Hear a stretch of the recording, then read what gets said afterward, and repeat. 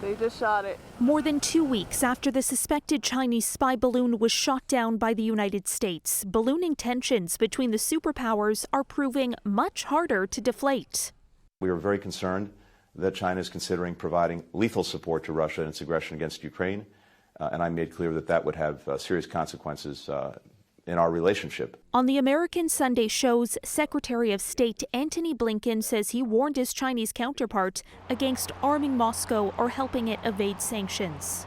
For the most part, China has been engaged in providing rhetorical, political, diplomatic support to Russia, but we have information that gives us concern. Mr. Secretary, how did the meeting go?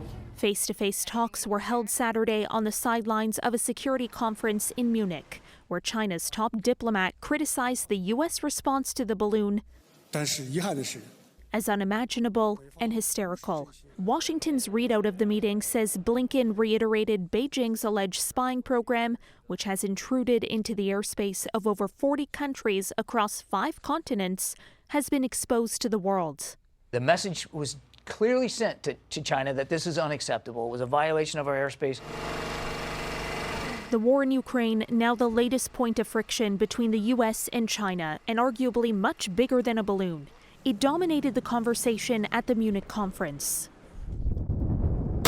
with allies reaffirming their resolve to support Kyiv as Russia begins a new offensive in the east. The European Union's foreign policy chief urged Western nations to speed up their weapons deliveries as the war enters what he called a critical moment. They need to be less applauded and better supplied with arms. At the same time, China's top diplomat sought to deflect blame for the war away from Russia, telling the conference there may be some forces that do not want peace talks and that have bigger strategic goals than Ukraine.